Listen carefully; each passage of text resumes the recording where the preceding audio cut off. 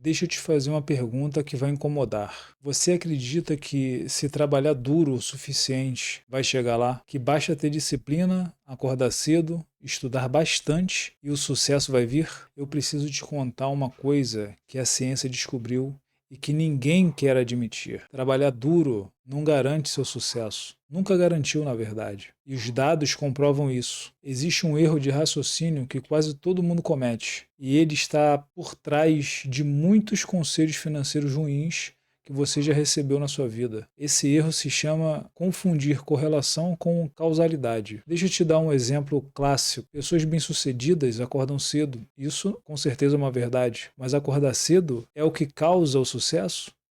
Não necessariamente. Pode ser o contrário. Quando você tem sucesso, você acorda cedo porque você está motivado, porque tem razão para sair da cama cedo. A mesma lógica vale para disciplina, resiliência, mentalidade de crescimento. Esses traços aparecem nas pessoas ricas. Isso é um fato. Mas a pergunta certa é a seguinte: esses traços causam a riqueza ou a riqueza é que criam esses traços nas pessoas? E aí o jogo muda completamente. Mas antes da gente começar a responder essas perguntas, eu vou pedir para você deixar o seu like nesse vídeo, se inscrever nesse canal e ativar o sino das notificações. O que a ciência diz sobre o Brasil? Estudos macroeconômicos de vários países, incluindo o nosso querido e amado Brasil, mostram algo extremamente perturbador. O principal preditor do seu sucesso econômico não é o seu esforço, é o CEP onde você nasceu. Você acredita nisso? E o salário dos seus pais é fundamental no seu sucesso futuro. Repara o seguinte: eu não estou dizendo que o esforço simplesmente não importa. Eu estou dizendo que o ponto de partida importa muito mais do que as pessoas costumam nos contar. E quando você entende isso, você para de se culpar pelo que não depende de você e começa a focar no que realmente move o ponteiro. Pesquisadores estudaram famílias ricas e famílias pobres e identificaram três diferenças fundamentais na forma como as famílias ricas criam seus filhos em relação às famílias pobres. E essas diferenças explicam muito sobre quem chega longe e quem não chega. A diferença número 1 é comunicação. Pais de alta renda conversam mais com seus filhos, explicam o porquê das coisas, usam um vocabulário muito mais variado, mais extenso e constroem argumentos. Eles dialogam com seus filhos. Já os pais de baixa renda, não por falta de amor, obviamente, mas por falta de terem recebido isso também, não é? Como eu já falei em outros vídeos, as pessoas vão passando os seus erros de geração em geração e vão perpetuando esses erros. Então a gente, quando chega na nossa fase adulta, a gente não se dá nem conta da onde a gente está errando, porque isso nos foi transmitido dessa forma e a gente simplesmente replica esse tipo de comportamento. Então não me entendam mal, eu não estou dizendo que os pais pobres fazem isso por falta de amor, mas eles fazem isso por falta de tempo e de estresse também. Existe um estresse muito grande nas famílias pobres hoje em dia. Então essas pessoas tendem a usar comandos mais curtos. Eles simplesmente falam: não, sai daqui, faz isso que eu estou mandando, anda logo. Aí o filho pergunta: mas por que não, papai? Por que não, mamãe? Por que não? E acabou. É simples assim. Esse é o comportamento da maioria das pessoas pobres. A criança que cresce num ambiente de diálogo aprende a argumentar, a negociar e se comunicar com as autoridades. Já aquela criança que cresce em um ambiente de comandos curtos, ela aprende simplesmente a obedecer e ponto. E só isso já é o bastante, não é? Mas espera, Magno, então você está dizendo que obedecer não é bom? Mas eu sempre achei que obedecer fosse uma coisa boa. Sim, meus amigos, obedecer é uma coisa boa. Mas, porém, contudo, depende do jogo que você está jogando. Esse é o ponto. A diferença número 2 é a postura que os pais têm. Imagina uma criança que toca em uma tomada. Ela enfia lá uma chave de fenda numa tomada. Essa criança vai receber um choque. O pai rico para, ele agacha ao lado da criança, pega aquela criança, tira a ferramenta da mão da criança e explica: meu filho, se você enfiar de novo essa chave de fenda no buraco dessa tomada, você vai tomar um choque. Você pode sofrer sequelas, você pode ter problemas muito maiores do que você teve agora. Da próxima vez, você toma muito mais cuidado. E não faça isso. Não faça isso, meu filho. Isso vai ser bom para você, vai ser bom para mim, para sua mamãe, e ninguém vai ficar mais preocupado contigo. E você vai ficar tranquilo também que você não vai sofrer nenhuma consequência. Não faz isso, meu filho, tá bom? A criança vai falar, tá bom, papai. Ela vai entender. Já o pai pobre, ele simplesmente diz, nunca mais faça isso, senão eu vou meter a mão na tua cara. Além de você tomar o choque, eu vou te dar uma coça. Você tá ouvindo, seu animal? É, é basicamente isso, eu já ouvi isso, né? Então eu tô falando com propriedade, né? É basicamente isso. Isso quando ele só fala, né? Porque tem uns aí que nem falam, já sai dando bicuda na criança. E qual é o resultado disso? A criança rica aprende que o mundo é seguro, que ela pode cometer alguns erros e vai ser orientada, apesar de ter cometido aqueles erros. Ela vai ser orientada. Já aquela criança pobre aprende que errar, meus amigos, tem consequência.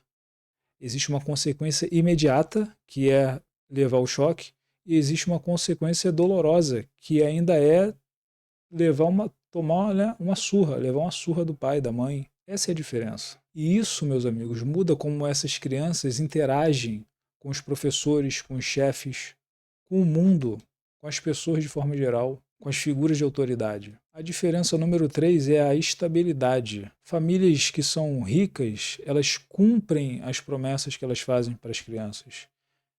Os pais falam, vamos viajar no feriado, e simplesmente eles vão viajar. As famílias pobres querem cumprir, sem dúvida nenhuma, elas querem cumprir aquilo que elas prometem. Porém, meus amigos, por falta de dinheiro, não dá para fazer. Elas não cumprem suas promessas. As famílias pobres falam, vamos ao McDonald's no fim de semana, por exemplo, vamos comer um hambúrguerzinho lá, um McLanche feliz no fim de semana. Aí chega o sábado e não vai. O salário atrasou, teve algum problema, teve que gastar o dinheiro com outra coisa e simplesmente não vai e não dá. A criança pergunta, poxa papai, por que que a gente não vai? Mamãe, por que que a gente não vai? Por que não? Não dá e acabou. Entende? Essas são as diferenças. Isso, meus amigos, não é culpa dos pais, né? Obviamente, né, dá para mudar esse tipo de coisa. Tem ali, né, sua parcela, mas eu não vou dizer que é culpa dos pais. Isso é a realidade financeira que impõe volatilidade onde deveria haver a previsibilidade, que é outra coisa que também não existe para as famílias pobres. Previsibilidade. Então esse comportamento ele é praticamente imposto à sociedade pobre. Mas o impacto na criança, isso é gigantesco. Ela aprende que não pode confiar nas promessas, que o futuro é incerto, que é melhor pegar aquilo que está diante dela agora do que esperar um pouquinho e receber alguma coisa maior no futuro. E isso linka diretamente com o que eu vou falar a partir de agora. O teste do marshmallow. Vocês com certeza já ouviram falar sobre esse teste. E ele consiste no seguinte, é um experimento muito famoso no qual você coloca um doce na frente de uma criança e fala para essa criança, se você não comer esse docinho aqui, esse marshmallow agora, quando eu voltar, eu vou te dar outro. Ou seja, você vai ficar com 2. É basicamente isso. E durante anos, meus amigos, esse teste foi vendido como uma prova de autocontrole. Dizem que as crianças que têm disciplina esperam.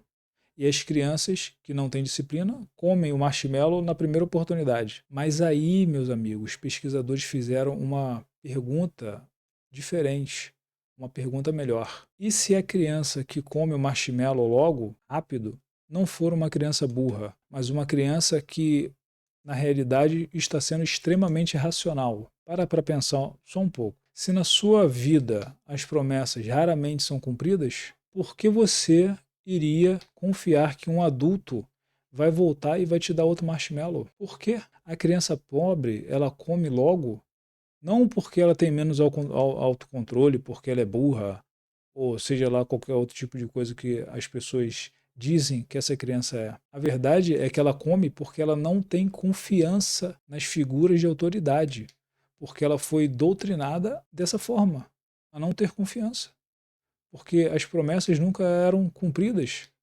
Essa criança, ela desconfia E ela tem uma justificativa real para desconfiar. E isso, meus amigos, tem tudo a ver com as finanças, com dinheiro. Quem nunca teve estabilidade financeira tende a gastar o dinheiro que entra, porque historicamente, quando o dinheiro fica na mão dessa pessoa, alguma coisa acontece. A conta chega, o imprevisto aparece e o dinheiro vai embora. Então, guardar dinheiro exige confiar que o futuro vai gerar algum tipo de resultado benéfico. E confiar no futuro é mais fácil quando o passado foi previsível. Por isso, as crianças com uma família mais rica, mais abastada, elas tendem a ter mais sucesso. Não porque elas são pessoas espetaculares, seres especiais, simplesmente porque elas tiveram uma criação na qual elas aprenderam a confiar na figura de autoridade, que no caso era o pai, a mãe, não é?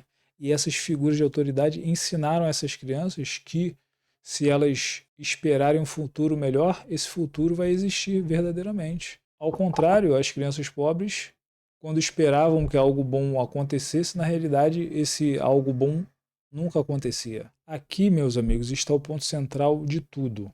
Ricos e pobres não jogam o mesmo jogo. Eles nunca jogaram. Os ricos ensinam seus filhos a negociar, ensinam a argumentar, a questionar, porque o mundo deles funciona dessa maneira. Pais pobres ensinam seus filhos a obedecer, a não dar problema, a ficar quieto, a não encher o saco, porque no mundo deles isso funciona.